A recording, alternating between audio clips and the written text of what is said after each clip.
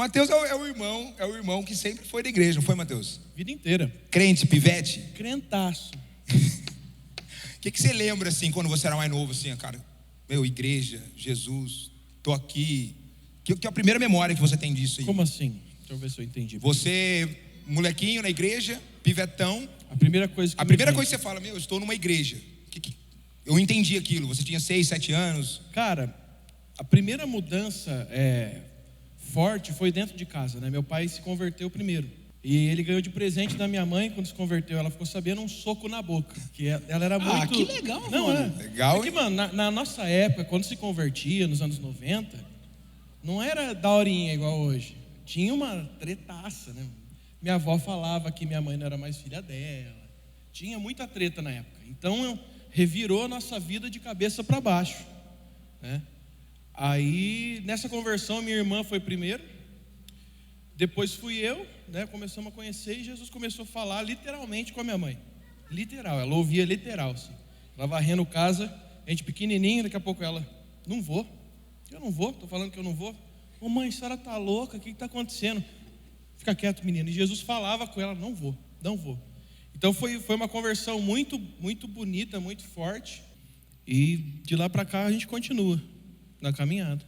E você começa a cantar com adolescentezinho mesmo? Cara, a minha mãe regia... Começou na dança primeiro. Exato, fazia contemporânea. Cantava, daí minha mãe, ela regia as irmãs, né, o coral uníssono, né? Que só seguia o rumo, botava o playback e ia embora. Playback que muitos talvez não conheçam também. Aí jogava o playbackinho, ela ia regendo, eu ia nos ensaios, pequeno, né? Ficava ouvindo e reproduzia em casa, né, mano? Botava no CCE lá e ia embora. CCE que também eles não sabem o que é, porque a marca faliu. Faliu também a marca, né? Em 97. Sharp. Aí comecei a cantar. Cara, a primeira vez que eu cantei mesmo na igreja, porque eu não cantava de vergonha, né? Quando era criança, foi Coração Igual ao Teu, velho. Foi o primeiro solo que eu fiz. Do início ao final da música eu fiquei assim, ó. Do início ao final, não abri o olho. Aí comecei, me convidaram para fazer back, me convidaram para cantar. Você era um bom tronete, né? Um bom, mas só tocava isso, né, praticamente. Aí, mano, comecei a fazer back, comecei a aprender. Aí jogaram no fogo, né, para poder ministrar sozinho. E começamos, isso desde os 13 anos de idade, que eu ministro, canto na igreja mesmo, canto mesmo na igreja. Aí. Ô, Vona, você cresce na igreja, cantando já ali, na Barra da Saia da sua mãe, nos corais. Mas aí você começa a cantar, e aí, esse rolê todo, mano, firmão, queimando por Jesus, passando todo esse time. Não, mano. Monstrão mesmo. Cara, eu acho que assim, uma das coisas que a gente mais tem que preservar é a permanência. Pode crer. A permanência, que é um produto muito escasso hoje na nossa sociedade, cara. Porque, cara, a galera crê que quando você aceita Jesus, eu acho que você sentiu isso depois da experiência, você tem uma experiência com Jesus, para você vai ser sempre assim. Bom dia, Espírito Santo, quem lê o livro, você queria todo dia levantar, dar bom dia, Espírito Santo, você queria ser o Benihim, tá ligado? E separar uma cadeira só pro Espírito Santo. Mano, quem pegou essa época, eu passei por isso. Esse livro, mano. Esse livro assoviava pro passarinho, né? Te pira a cabeça. Queria ser o Judá Bertelli. Eu conheci uma mulher que voltou no serviço porque ela esqueceu de chamar o Espírito Santo para ir embora do serviço. Passamos por isso. Ela voltou, abriu a porta e falou, vamos Espírito Santo. Fechou a porta e foi embora, é verdade. Endoidava, mano. Endoidava. É uma experiência pessoal da pessoa que escreveu o livro. Tá ligado? E é muito top, é da hora. Mas, cara, você não vai viver sempre nesse hype. É um relacionamento. Então você tem altos e baixos. Esses baixos não vêm da parte de Deus. Muitos dias ele frustra você, a sua expectativa, que é para te curar, que é para te colocar no lugar, colocar o coração no lugar. Então Jesus frustra sim a gente. Ele adora frustrar. Quem nunca teve uma frustração aí e fez igual o Brunão? Valeu Deus, não foi no dia que eu estava querendo a parada acontecer e... Tá ligado? Então Deus frustra a gente, é um relacionamento. Só que da parte de Deus isso serve para crescimento. Todo tipo de problema, todo tipo de provação é para gerar um peso de glória no futuro. Entendeu? Então, cara, eu nem a pau, que eu fui firmão sempre. Só que eu nunca desviei, tá ligado? Só que passei por tempos de rigidez, de dúvida, Já fui o crente treteiro que queria tretar com quem pensasse diferente. E, cara, isso é estar fora do centro da vontade de Deus também. Então, a minha luta sempre foi, cara, eu sei que... Aí você vai crescendo e vai entendendo, você vai conhecendo outras pregações, outras visões, remas de pessoas que estão na caminhada com Jesus há muito tempo.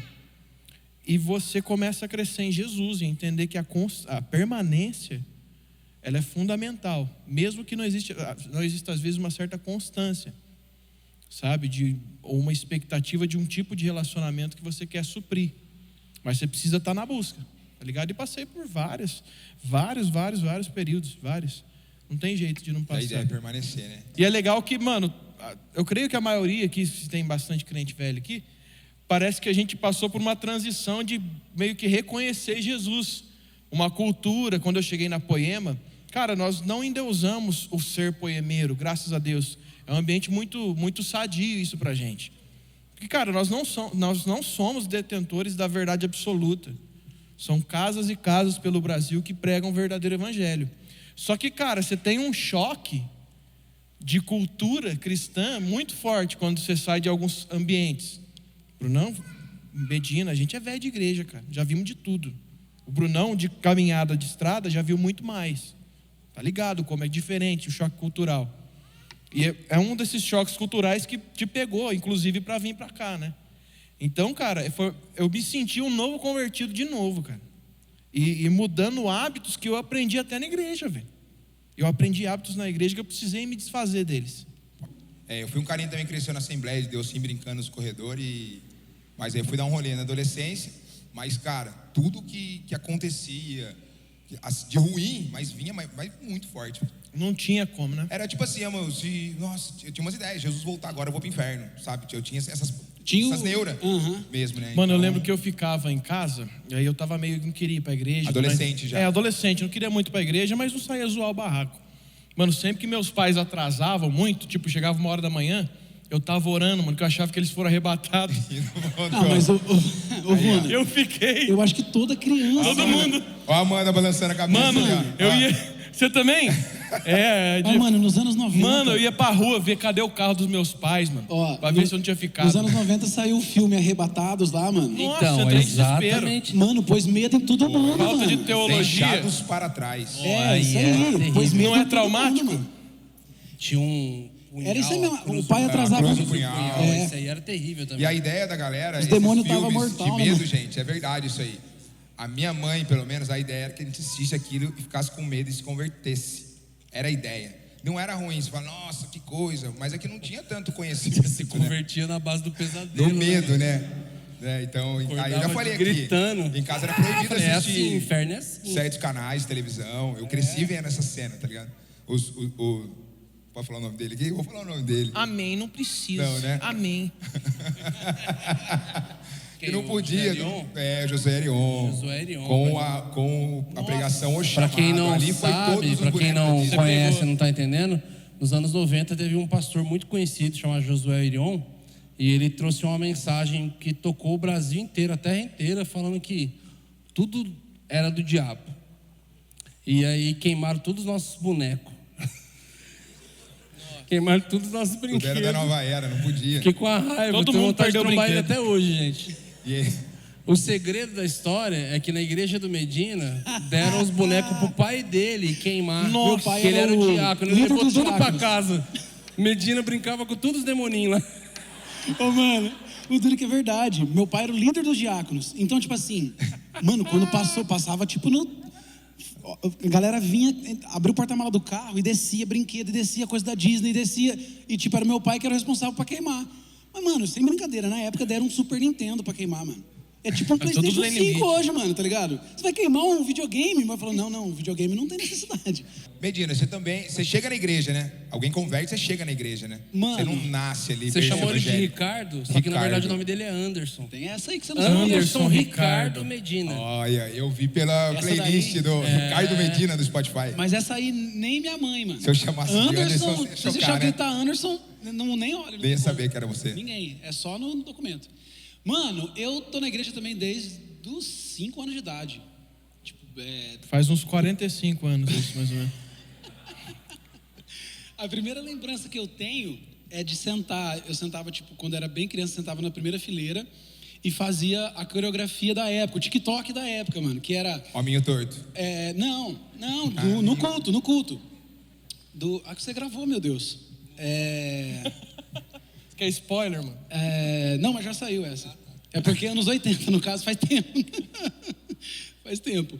Que era o... Pelo Senhor. Trenzinho. Mano. Tá. Eu esqueci. Fazia a coreografia Mão do TikTok. direita, mão esquerda. Meu Deus. Vai chutando música, gente.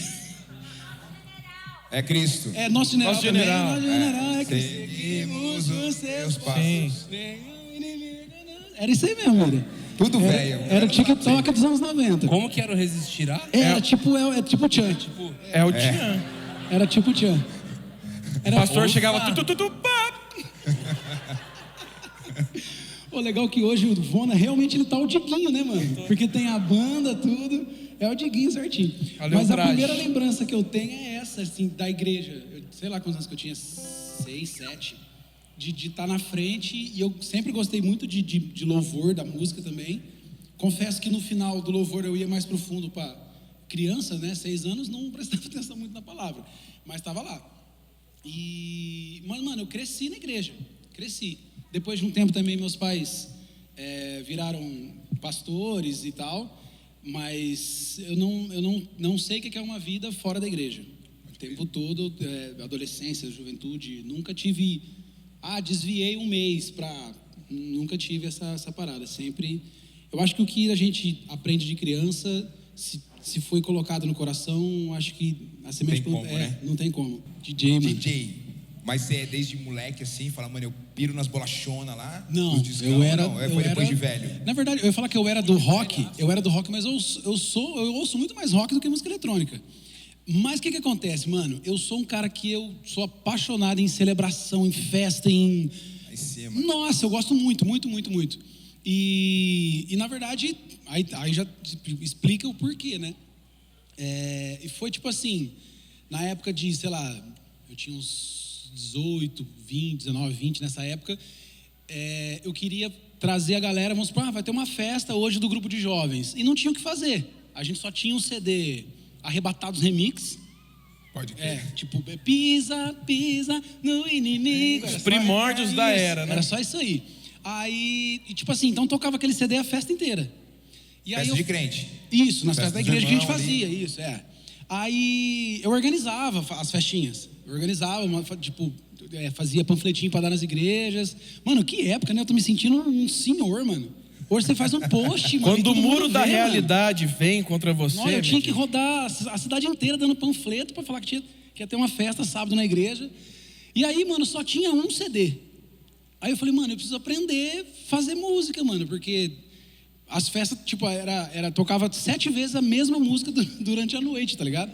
E aí eu falei, mano, eu vou aprender a produzir. Fui atrás, fui tentar aprender. E aí que eu peguei gosto mesmo, mano. Eu falei, mano, eu acho que dá pra levar pra frente esse negócio de DJ.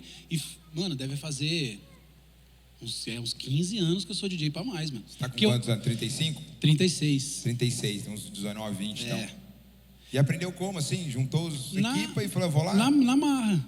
Nunca fiz aula de nada, assim, Eu toco bateria, aprendi sozinho por necessidade pura da igreja também, tá ligado? Tipo, o baterista saiu e não tinha ninguém pra tocar. Falei, vou aprender a tocar esse negócio. Aí aprendi, DJ, eu meio que vou na marra e vou aprender. Eu nunca flagrei muito essa cena do DJ. Daí um dia eu fui caçar uns vídeos, aí eu vi os vídeos seus, eu falei, louco, o negócio é da hora. Lotado e dando soco no ar com o microfone. Eu falei, estilo Alok aqui, ó, pá, aqui, chamando no dedão. Eu falei, nossa. E a galera milhão, assim, ó. Brunão, você sempre foi da igreja? Criança, você é filho de pastor, todo o histórico. Não, eu me tornei filho de pastor aos... não lembro. No ventre. Praticamente 9 anos de idade ali.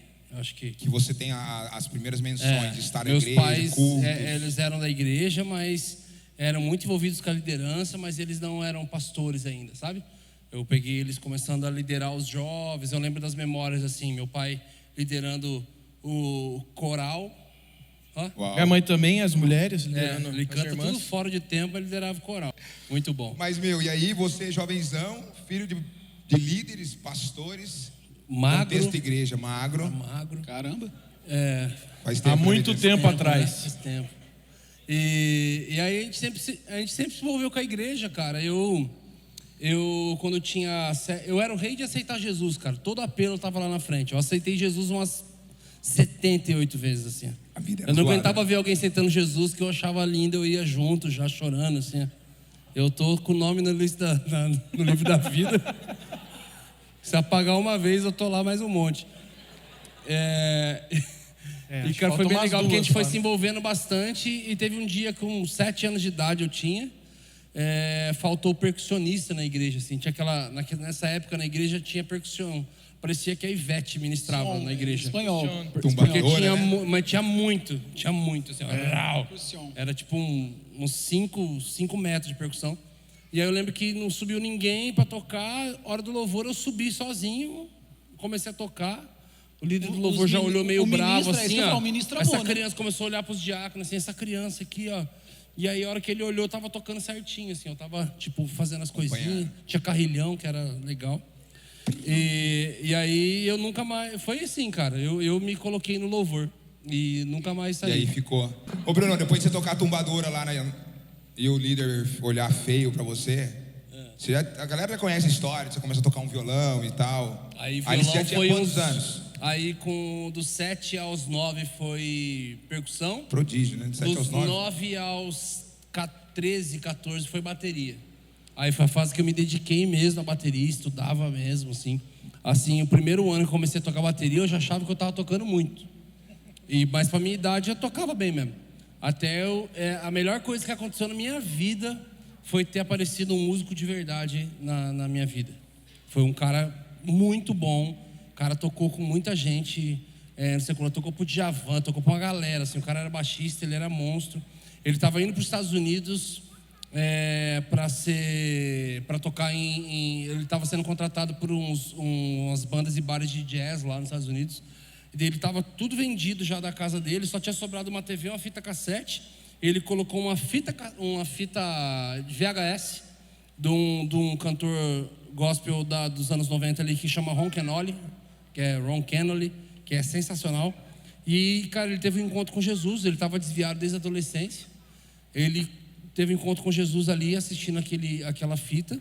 E ele não foi embora para os Estados Unidos. Era para ele ir para o aeroporto. Em vez de ir para o aeroporto, ele foi para a nossa igreja. Ele apareceu lá na frente, porque ele ligou para o irmão dele e falou: cara, eu preciso de uma igreja aqui nessa cidade. Eu morava no Guarujá, que é litoral. E aí o irmão dele falou: tem um amigo meu que é pastor aí, o endereço da igreja dele é essa, que era meu pai. E aí ele apareceu lá, ele viu meu pai, já caiu no chão chorando já, grudou na perna do meu pai.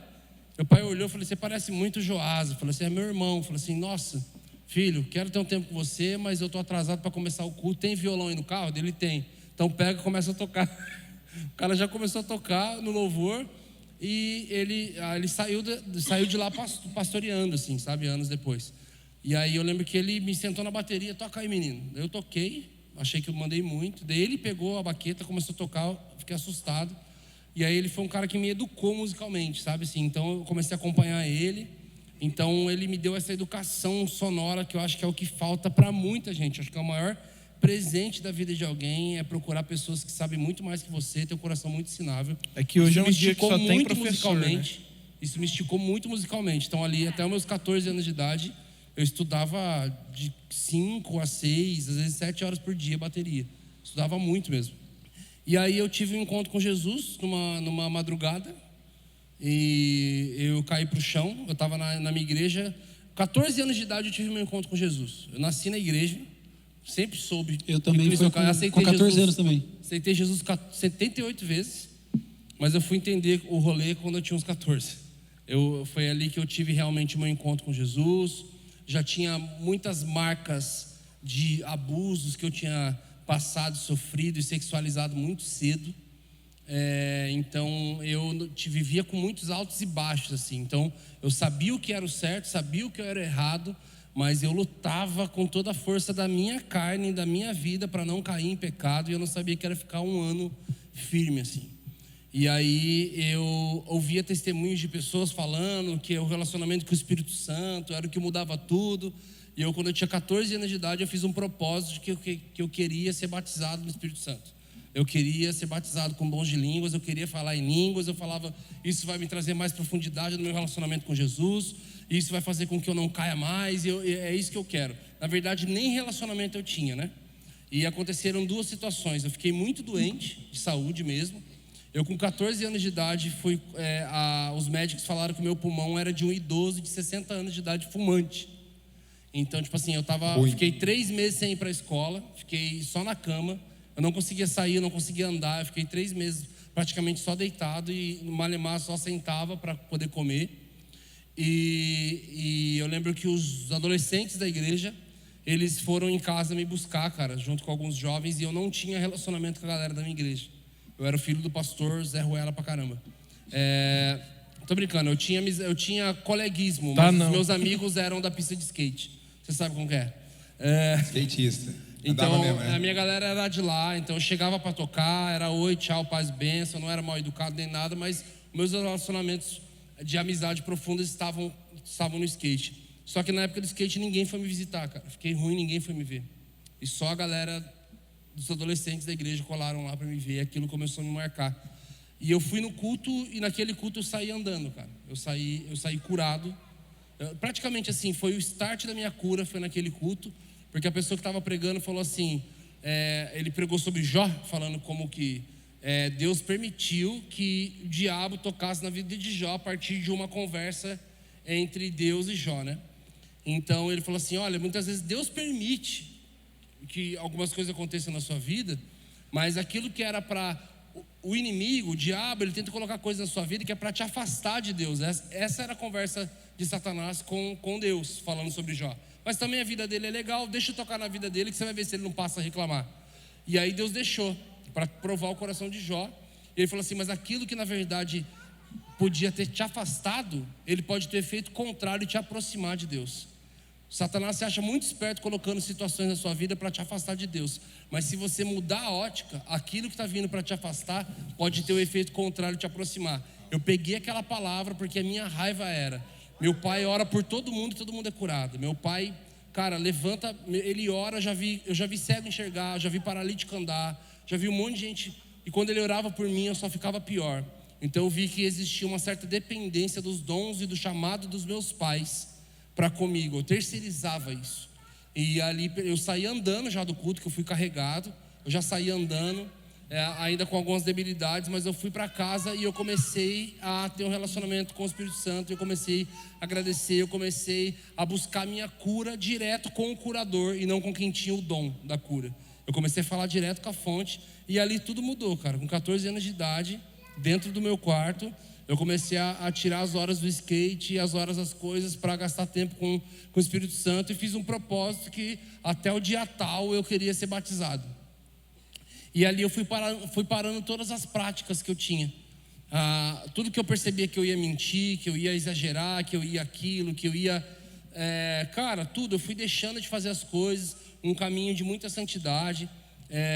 Eu dava umas ficadinhas lá e aqui. Eu fui parando também de ficar com menina daqui, de lá. Fui cortando tudo. Falei, cortei tudo, agora tô bom mesmo. Agora o Espírito Santo pode vir. Santão. Pode, tipo assim, eu fui tirando tudo mesmo da minha... que eu sabia que me afastava, porque estava chegando mais ainda perto do dia que eu tinha dado uma data para eu receber o Espírito Santo. E a data, quando caiu, eu olhei e falei, nossa, não tem culto. Eu lembro que eu dei, tipo assim, dia 25 tem que ser. E chegou no dia 25, só tinha um culto de mulheres lá na igreja. E eu falei, demorou, é culto, mano. Eu só tinha um monte de mulher, e eu fui lá no último banco, sentei, fiquei esperando o culto inteiro. Nada aconteceu, não senti um arrepio. Eu fui embora frustrado e me despedi de Deus. Falei, Deus, obrigado. Foi legal, interessante esse tempo que a gente passou andando junto. Mas eu vou fazer todos os rolês lá mesmo que eu fazia e esquece e tal. E a hora que eu cheguei, quantos anos aí? 14. E aí eu cheguei em casa e comecei a agradecer pelas coisas que eu tinha vivido nesse tempo que eu comecei a buscar santidade na minha vida, que foi muito bom. Só que como eu não tinha recebido o que eu tinha estabelecido, eu falei, E aí eu lembro que quando eu fui deitar, eu falei, eu não agradeci por tal coisa também daquele dia. Eu falei, Jesus, a gente está despedindo aí, obrigado também por aquele dia que está acontecendo tal coisa, obrigado por isso, obrigado porque foi um caminho, obrigado pela cura, porque o cara foi curado e não queria dar o rolê, porque não foi tocado pelo Espírito Santo. E aí eu lembro que, ao meu ver, né, na minha imaturidade ali, e eu lembro que eu agradeci e dormi, cara. E quando era 3h14 da madrugada, eu acordei com o meu joelho queimando, cara, ardendo. Meu quarto era de carpete. A hora que eu abri o olho para ver porque que meu joelho estava ardendo, eu estava de joelho no meio do meu quarto, só falando em língua estranha. Eu não conseguia falar português. E aí deu 4 da manhã, 5 da manhã, 6 da manhã, 7 da manhã, horário de ir para a escola. Vocês falam glória a Deus, mas não sabe o que é ir para a escola. Tipo, e mano, firmeza, né, carabás. Terrível. Eu tava morrendo de medo de chegar lá e não conseguir falar português. E foi perto de sair de casa que eu consegui falar de novo. E, cara, dali pra frente muita coisa mudou. Inclusive essa transição sonora da bateria pra virar gente, né? Tô brincando. Olha, Felipeco. Pra virar músico. Que eles... Muita gente te amando nesse momento, né? E foi numa experiência sobrenatural também que aconteceu isso.